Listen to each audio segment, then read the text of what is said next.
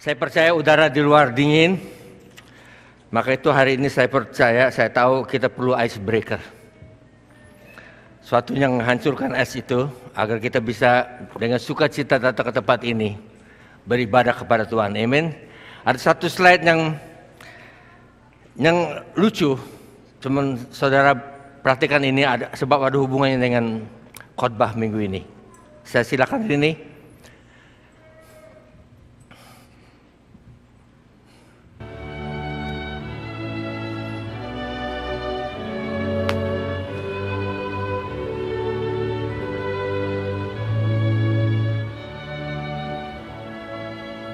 Andrew placed the ring on Melissa's hand and repeat after me.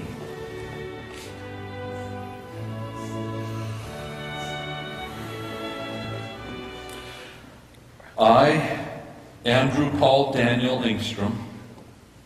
I'm not putting it on the wrong way. There we go. I, Andrew Paul Daniel Engstrom. I, Andrew Paul Daniel Engstrom, Do take Melissa Renee Warren do take Melissa Renee Warren to be my lawfully wedded wife to be my lawfully and pancakey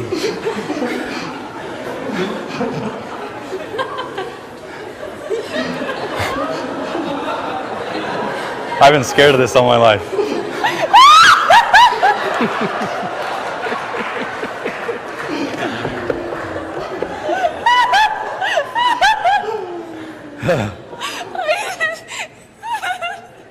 Just give her a second.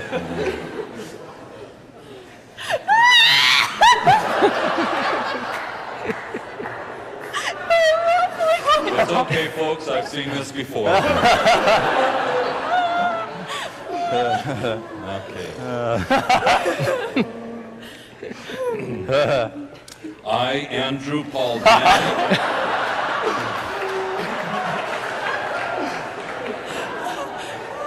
See, man and wife. The court will take a recess.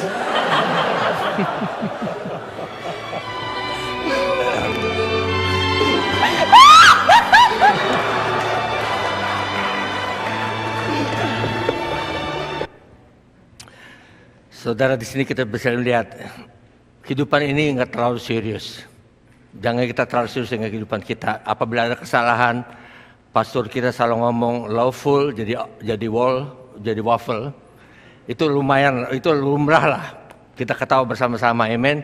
Jangan terlalu menganggap kehidupan kita ini terlalu serius. Sebab ada humor di dalam apapun yang terjadi. Khotbah minggu ini berbicara tentang focus to God in all our problems. Atau fokus kepada Tuhan dalam semua masalah kita. Karena saya percaya masalah itu terjadi karena 3 sumbernya. Pertama, masalah terjadi karena Tuhan menguji kita. Kita akan belajar itu lebih lanjut. Kedua, masalah akan terjadi karena iblis akan mencobai kita. Ketiga, masalah akan terjadi dalam kehidupan kita karena itu salah kita sendiri. Lifestyle kita. Apakah kita mendengar Tuhan atau mendengar iblis? Apapun keputusan kita, itu akan mengakibatkan bagaimana kita bisa menerima atau melulusi semua masalah di dalam kehidupan kita. Lifestyle-nya salah, apabila kita ketahui udah kolesterol, masih makan panggang babi setiap hari. Ya, akhirnya gimana saudara? Kalau sekarang kita hujan dingin-dingin di luar, pakai baju seenaknya aja, nggak pakai jaket, nggak pakai overcoat, akibatnya kita sakit. Jadi banyak masalah terjadi itu ada sebabnya, ya kebodohan kita sendiri, betul nggak? Bahan renungan untuk hari ini adalah bagaimana kita menyelesaikan masalah kita. Apakah kita memakai kekuatan kita sendiri? Atau apakah kita fokus kepada Tuhan? Firman Tuhan mengatakan demikian di Ibrani 12 ayat 2a. Marilah kita, ini ajakan Tuhan, melakukannya, itu adalah kehidupan, masalah kita, semuanya yang kita hadapi. Dengan apa? Mata yang tertuju kepada Yesus. Mata yang tertuju pada Yesus berbicara tentang fokus kita. Kalau saya fokusnya ke titik di sana, artinya pikiran saya ke sana. Fokus kita itu kemana? Kepada diri kita sendiri dalam masalah atau kepada Tuhan? Ada satu hal yang penting yang firman Tuhan katakan sini. Yang memimpin kita dalam iman dan yang membawa iman itu kepada kesempurnaan. Perhatikan saudara. Hanya Tuhan Yesus yang dapat membawa dan memimpin kita dalam iman. Yang menyempurnakan iman kita itu adalah Tuhan Yesus. Apabila kita berada dalam masalah dan kita pakai kekuatan kita sendiri, iman kita sendiri, apa yang akan terjadi saudara? Iman kita di dalam Tuhan itu tidak akan bertumbuh. Kita hanya bisa beriman menuju kesempurnaan, menuju kedewasaan rohani.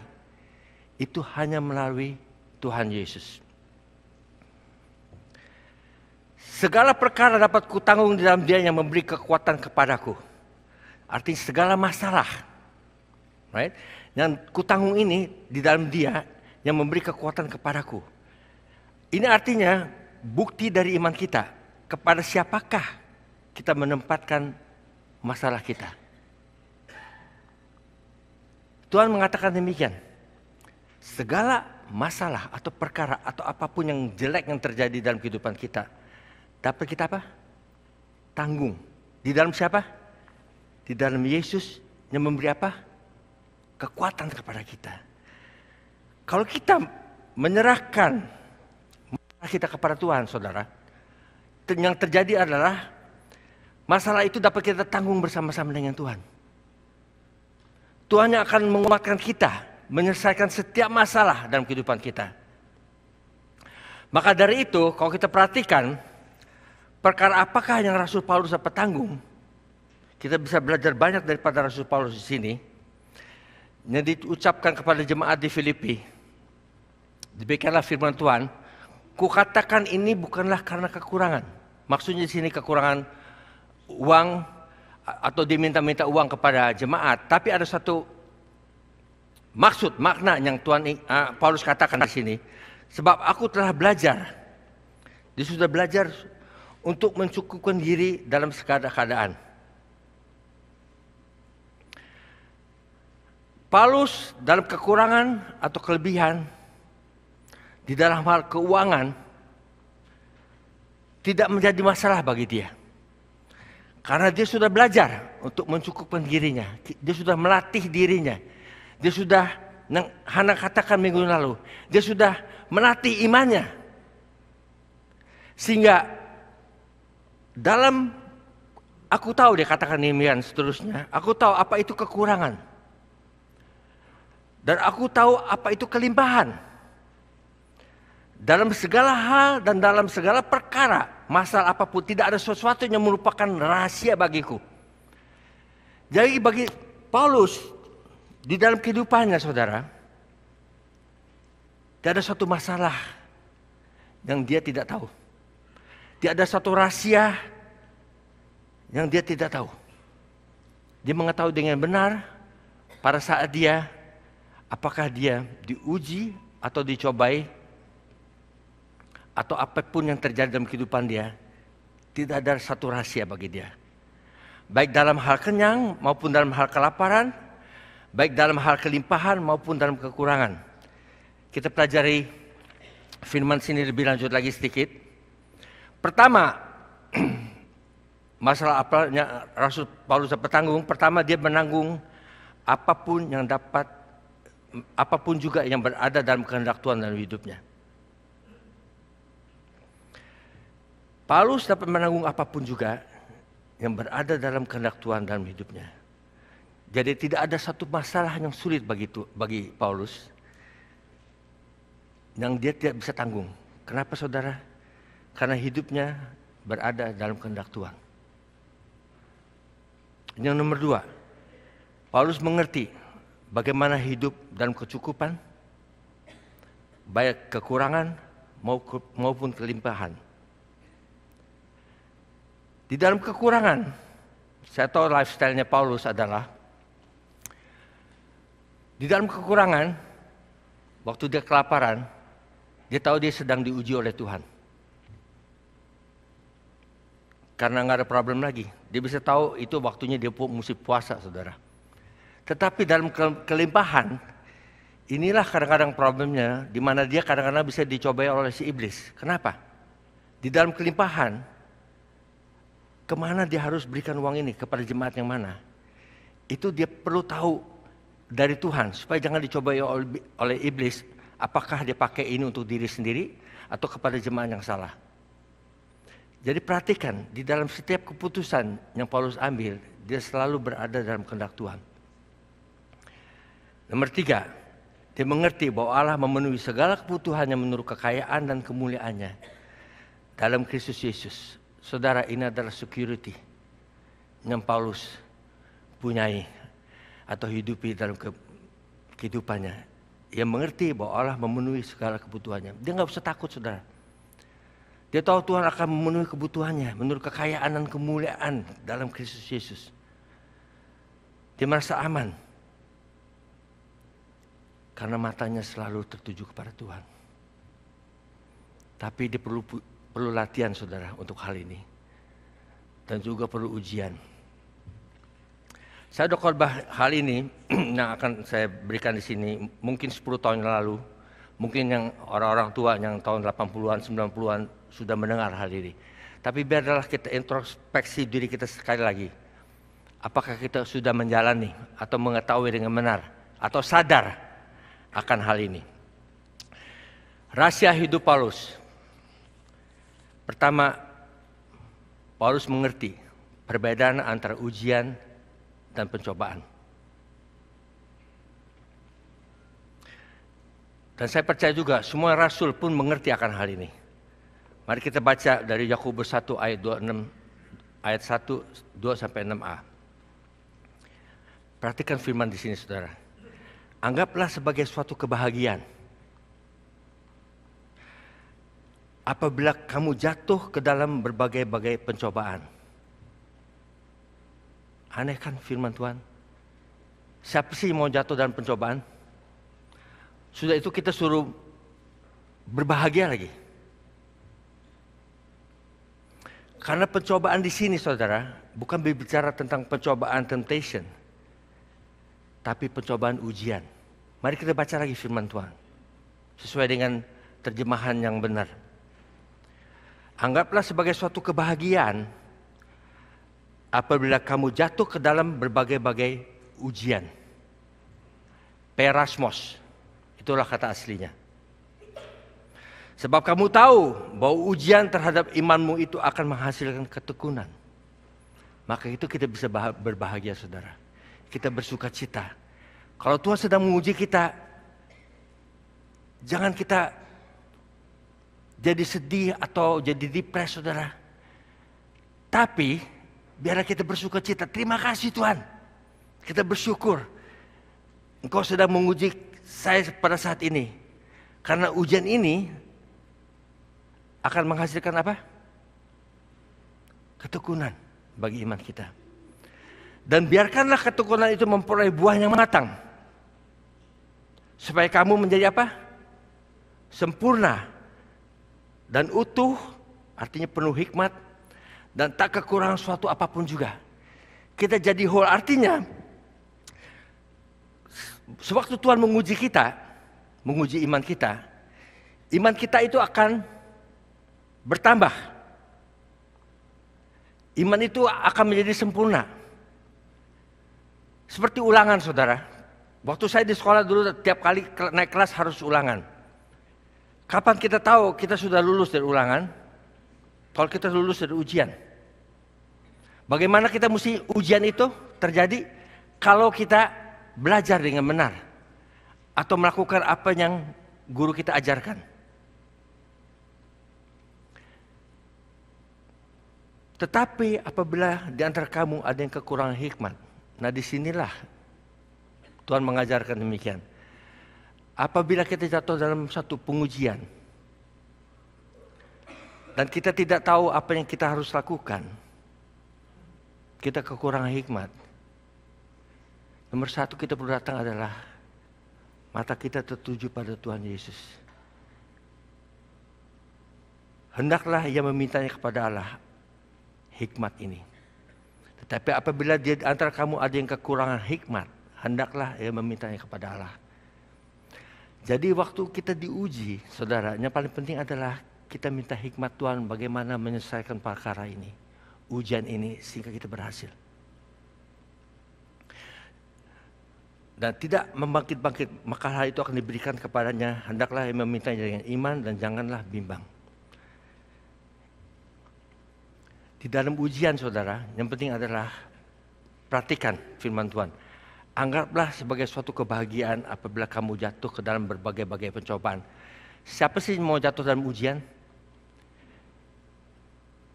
Kalau saudara perhatikan, ujian itu terjadi di luar kehendak kita. Benar? Kita tidak mempunyai hak pilih. Langsung Tuhan uji aja gitu. Dan kita tidak lagi mempunyai pilihan. Jalan keluar yang kita perlukan adalah kita perlu minta hikmat dari Tuhan. Maka itu firman mengatakan demikian, anggaplah sebagai suatu kebahagiaan apabila kamu jatuh dalam berbagai-bagai ujian. Karena saudara tidak mempunyai choice di sini. Ujian akan datang. Tapi apakah kita siap menghadapi ujian Tuhan? Jangan sampai kita lari dari Tuhan, tapi kita semakin kuat di dalam Tuhan.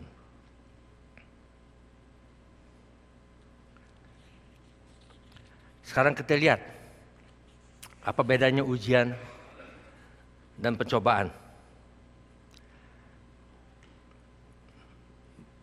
Firman Tuhan di Yakobus 1 ayat 12-14 mengatakan demikian.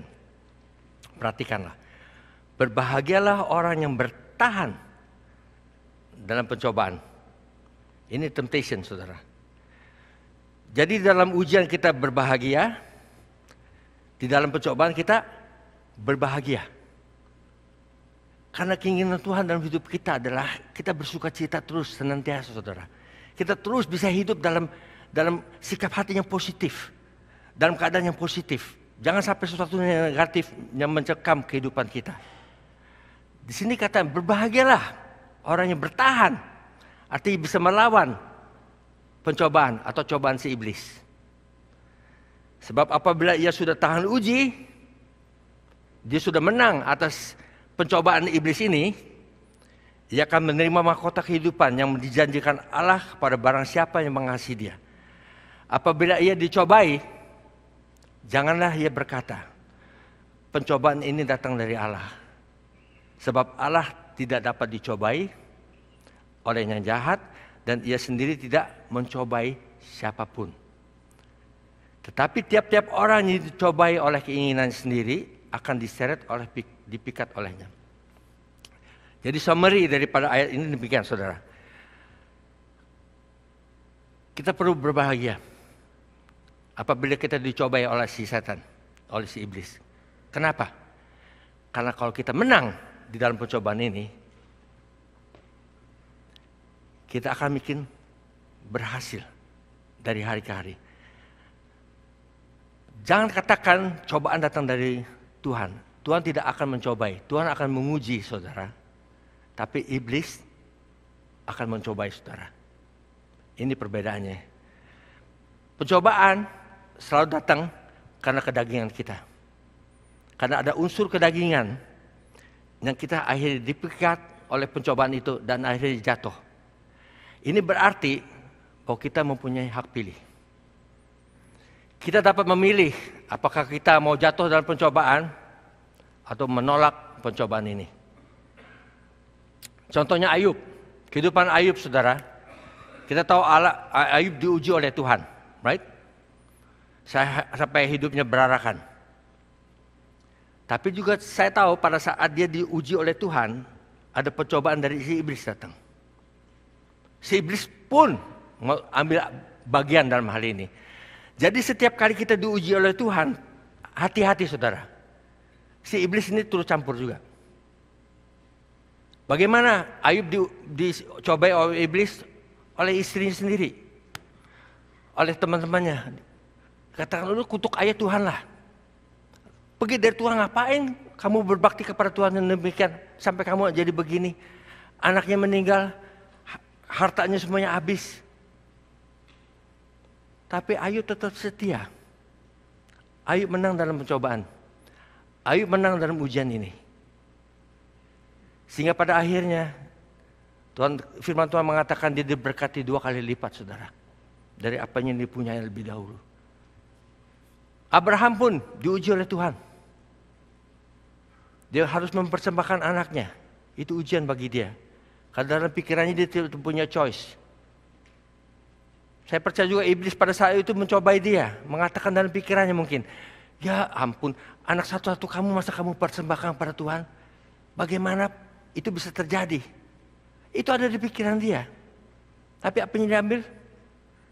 Dia mengambil yang keputusan yang benar. Dia setia kepada Tuhan. Dia mau menyerahkan anaknya. Karena dia percaya Tuhan akan suplai anak ini.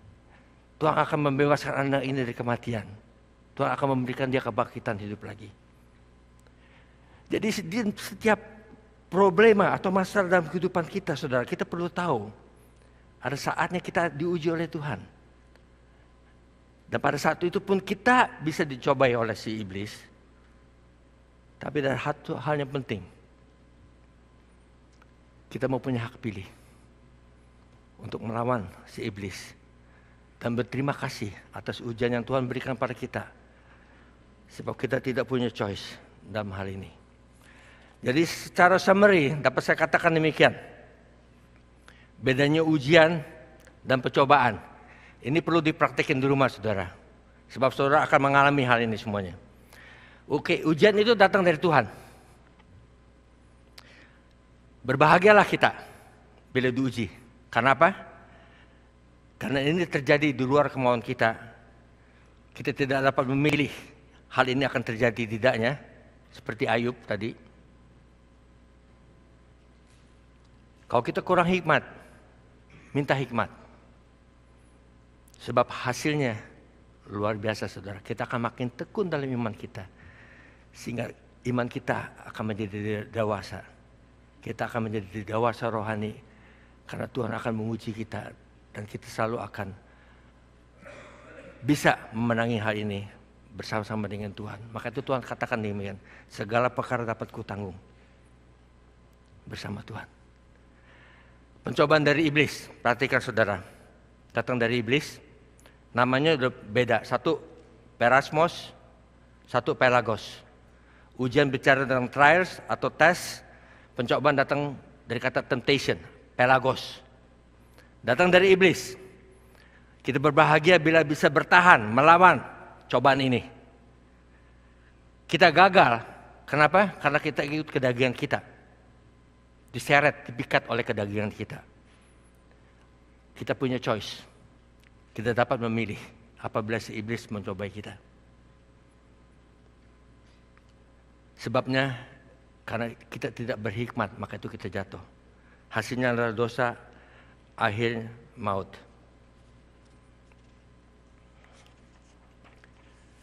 Sekarang sudah tahu saudara bedanya antara pencobaan dan ujian?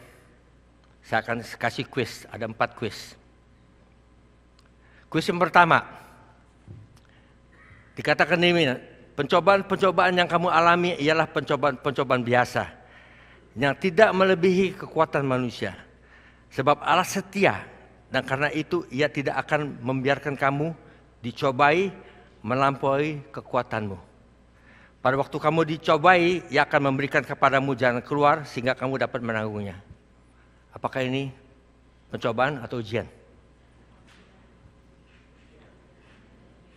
Ada yang bilang pencobaan? Wah, jemaat itu pintar sekarang. Tahu ya?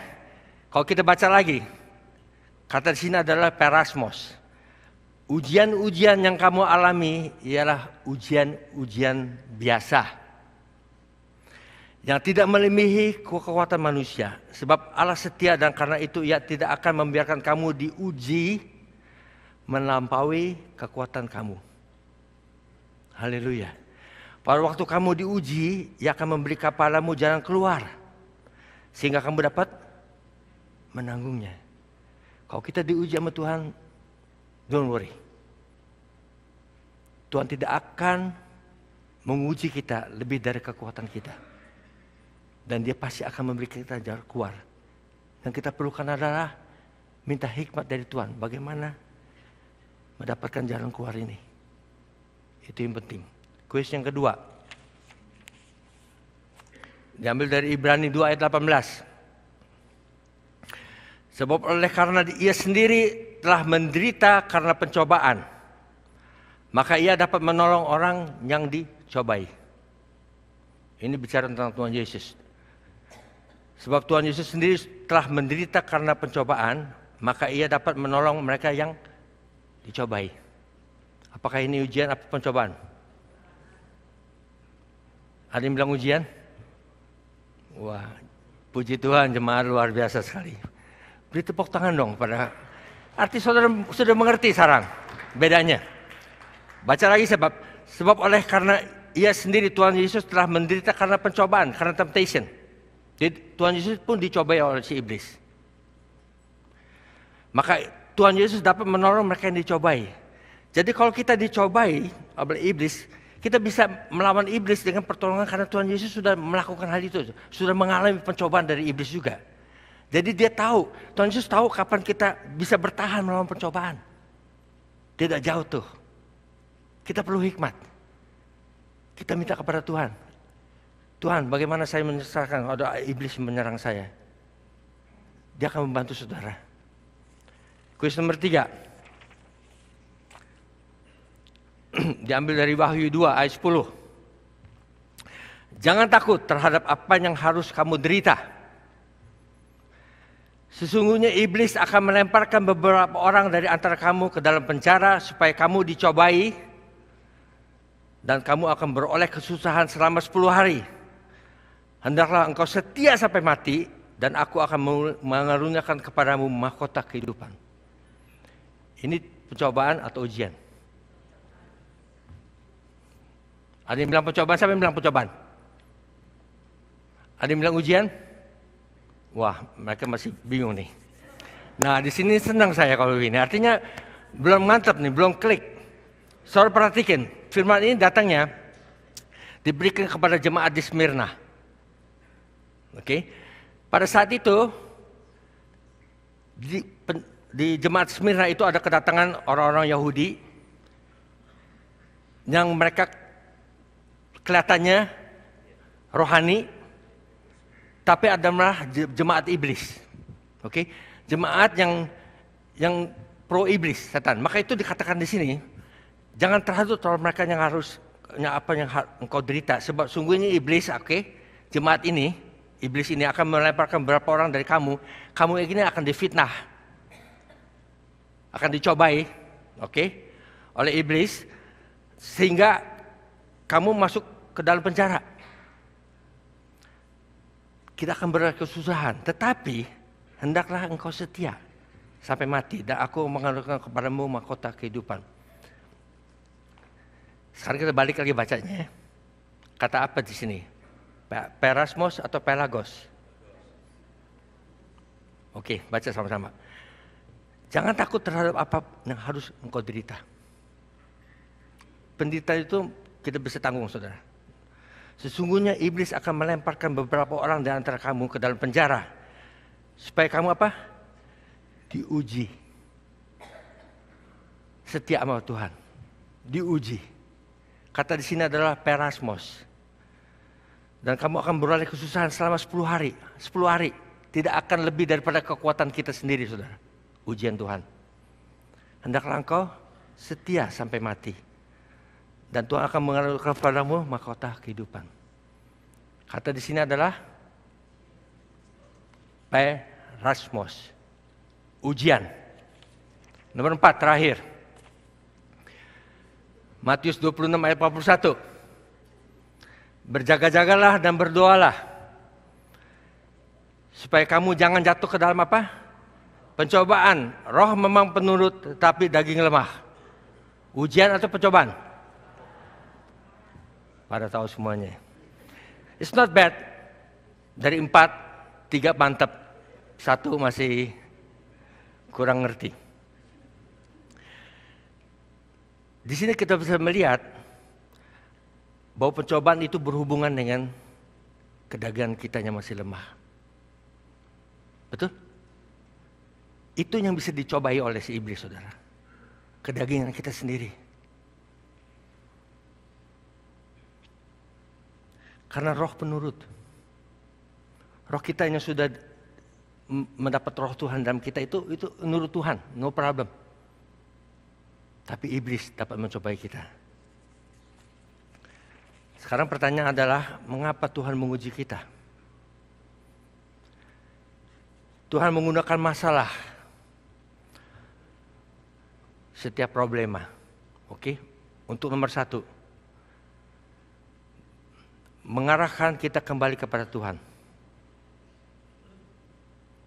Kalau kita sedikit bimbang, itu akan mengarahkan kita kembali kepada Tuhan.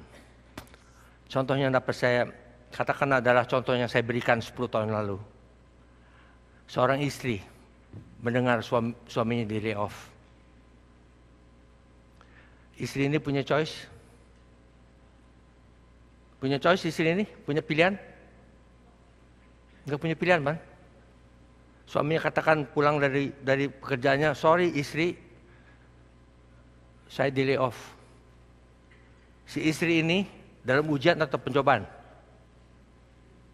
Ujian. Apa yang dia harus lakukan? Jangan dia panik, saudara. Dia panik, suami bikin panik. Dia khawatir, suami bikin khawatir. Apa yang dia harus lakukan? Minta hikmat Tuhan. Tadi sudah ajarkan. Minta hikmat Tuhan untuk jalan keluar. Berdoa, minta hikmat Tuhan. Apa yang dia harus lakukan? Apakah ini adalah change of career daripada keluarga ini? Atau ini sesuatu yang Tuhan ingin rencanakan dalam kehidupannya akan datang? Saya tidak tahu. Tapi saudara yang mengalami itu, minta hikmat Tuhan. Berdoa. Dan Tuhan akan memberikan kita jalan keluar. Itu satu. Yang akan mengarahkan kita kembali kepada Tuhan. Apabila kita bimbang, bingung, don't worry. Biarlah mata kita kembali kepada Tuhan. Yang nomor 2, yang akan menguji iman kita. Seperti Abraham diuji. Di sini, contohnya yang saya dapat berikan melalui internet adalah ada satu pendeta baru di Houston, yang tempat Pastor Ed Salang berada. Pendeta baru ini baru datang ke gereja. Satu hari dia harus pulang ke rumahnya naik bus. Dia bayar ke supir busnya berapa duit, dan tiketnya harganya mengata dia bayar $2, tiketnya harga $1.50, dikembaliin sama itunya sama supir bus itu 75 sen. Jadi ceritanya dikembaliin 25 sen lebih banyak daripada apa sebetulnya yang dia harus terima. Ngerti dong ya? Jadi dia kelebihan 25 sen. Sekarang dia berpikir nih, si pendeta ini berkat dari Tuhan kali. Kembaliin lah. Atau dia mungkin ada satu orang yang bilang, udahlah supir bus ini, perusahaan bus ini kaya anyway, 25 sen, so what? Right? Tapi dia sadar bahwa dia diuji Tuhan pada saat ini. Dia nggak ada choice untuk menerima 25 sen ini, Pak. Dia nggak ada choice, Pak. Dia dikasih 25 sen ini. Dia sadar, saudara, bahwa dia diuji oleh Tuhan. Dia kembali ke supir bus itu. Dia bilang, kamu tadi berikan saya 25 sen lebih, ini uangnya. Supir bus mengatakan demikian. Saya ini sebetulnya mau cari gereja. Saya sengaja memberikan bab ini pendeta 25 sen lebih sebab saya tahu Bapak adalah pendeta yang akan datang ke gereja ini. Saya akan ke gereja Bapak. Bayangin saudara, untuk 25 sen kita mau jual Tuhan Yesus. Itulah ujian. Yang kadang-kadang kita dapat di depan kita, choice. Yang nggak ada choice, kita dikasih 25 sen. Sekarang choice kita, ujiannya adalah, bukan ujian, pencobaannya adalah, apakah kita mau kembali ini apa tidak. Ini nomor 3. Tuhan menggunakan masalah untuk melindungi kita. Ada satu kejadian, di mana satu anak muda kerja pada satu perusahaan, dan bosnya minta dia untuk melakukan sesuatu illegal. Umpama kata di sini accountant yang ngelawan teks dah. Sebetulnya mesti bayar ini, kamu mesti bayar dah. Ini bayar segini ke government. Anak muda ini menolak. Dia bilang, saya orang Kristen, saya tidak akan melakukannya. Akibatnya saudara. Di-fire. Dikeluarin. Setahun kemudian, dia mendapat kabar bahwa bosnya ditangkap polisi, saudara. Karena melakukan hal yang ilegal. Kalau dia masih ada di situ, masuk penjara juga, saudara. Jadi Tuhan menggunakan masalah untuk apa? Melindungi kita, supaya kita jangan masuk ke dalam bencana itu. Nomor 4, Tuhan menggunakan masalah untuk apa? Mengoreksi kita. Ini satu kejadian benar yang terjadi di Amerika. Saya pun dapat dari internet. Terjadi pada seorang perempuan yang namanya Fayette. Perempuan ini sudah menikah, sewaktu umur 20, anaknya 2 udah. Bayangin nggak? Umur 20, anaknya 2, nggak tahu kapan menikahnya, nggak dibilangin. Mungkin 17, 16. Dan dia overweight. Oke. Pada satu saat, dia jatuh sakit, saudara. Badannya itu nggak bisa bergerak. Dia dimasukin ke rumah sakit, dokternya pun nggak ngerti ini sakit apa. Dokternya nggak punya clue sakit apa, datang pendeta, didoain segala macam, didoain nggak sembuh-sembuh, saudara. Berapa bulan di dalam rumah sakit itu, berat badannya kurus, turun 100 pon. Puji Tuhan, man. Nah ini kalau Tuhan mengoreksi kita begini nih, berat badannya turun 100 pon. Satu kali dia berdoa pada Tuhan, udah desperate sekali, Tuhan, saya nggak tahan lagi nih hidup begini. Mendingan kau ambil saya atau sembuhkan saya. Tiba-tiba dia tertidur. Besoknya dia bangun, saudara, badannya bisa bergerak. Dia menerima kesembuhan. Pada saat itu dia berterima kasih kepada Tuhan. Dia melayani Tuhan dalam bidang ministrinya adalah melayani orang-orang yang invalid. Jadi orang-orang yang tidak berdaya mengurus diri sendiri, seperti dia tidak berdaya berbulan-bulan diurus orang lain. Itulah ministri dia. Sampai sekarang, saudara, itu terjadi 40 tahun yang lalu. Sekarang umur orang ini udah 60 tahun. Luar biasa, saudara. Kalau kita sesuatu yang nggak benar terjadi pada kita, Tuhan akan mengoreksi kita. Sehingga berat badan kita pun akan turun. Biarpun akibatnya berat, saudara, kadang-kadang sakit atau apapun. Ini nomor 5. Akan ada video di sini. Saudara coba lihat video ini. Dan dari sini kita bisa lihat bagaimana Tuhan sebetulnya, kalau kita bayangkan kehidupan kita di dalam video ini, Tuhan ingin kita menyempurnakan karakter kita. Itulah keinginan Tuhan dalam kehidupan kita, supaya buah roh dalam kita itu jadi matang, saudara. Ada kesabaran, ada kebaikan dalam hal kita, ketekunan, itu semuanya bisa berkembang dalam kehidupan kita. Itulah sebab Tuhan mengecek kita. Coba kita lihat di sini sekarang, video di sini. Saudara lihat, anjing ini lihat dia punya wajah. Sedih, confused, bingung. Right? Makanannya dimakan oleh rakun atau bukan rakun, skunk. Sekarang ini ujian apa enggak untuk anjing ini? Ujian sebab dia nggak punya choice, ada skunk. Sekarang dia bisa, dia bisa usir skunk itu, atau gonggongin atau apapun, skunk itu marah. Itu anjing 3 bulan baunya bau skunk. Sekarang apa yang dilakukan? Lihat tampangnya, dengan sabar, dengan penuh hikmat. Ditungguin skunk ini kelar. Puasa ya puasa dah. Kalau saudara di anjing ini, apa yang saudara lakukan? Ngelawan skunk gitu? Nyurugi saudara sendiri, betul nggak?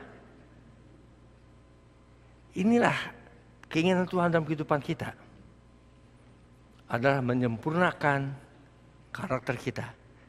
Tuhan akan bentuk karakter kita melalui ujian-ujian. Di sini hanya anjing, saudara. Cuma anjing ini pun mengerti. Kalau dia salah tingkah, silakanlah dia. Bau berminggu-minggu, mungkin berbulan-bulan, saudara. Nggak hilang baunya. Di dalam apapun juga kehidupan kita, kita perlu tahu Roma 8:28. Inilah ayat mas saya. Sebab Allah turut bekerja dalam segala sesuatu. Apakah itu ujian, pencobaan, atau apapun kesalahan yang kita buat. Itu untuk mendatangkan apa? Kebaikan bagi mereka yang mengasihi Dia. Yaitu bagi mereka yang terpanggil sesuai dengan rencana Allah. Biarlah kita hidup dalam rencana Allah, saudara. Kinya adalah kita mengasihi Tuhan, mata kita tertuju pada Tuhan. Masalah akan datang, apakah itu berbentuk ujian atau pencobaan. Terima kasih Tuhan. Karena Tuhan akan turut bekerja. Dalam segala hal apapun juga. Dalam setiap masalah. Dan kita akan menang atas masalah ini. Karena kita sadar kapan kita diuji oleh Tuhan. Dan kapan kita dicobai oleh si setan. Saya undang Asur untuk ke depan. Kita akan mendoakan untuk Asur, tolong ke depan. Saya doakan untuk offering juga. Sebab masih ada acara lain habis ini.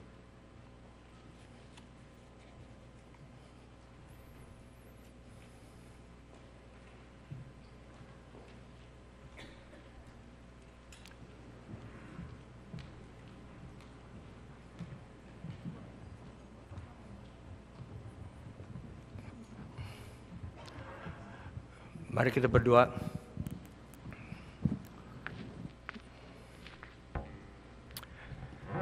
Allah Bapa di sorga,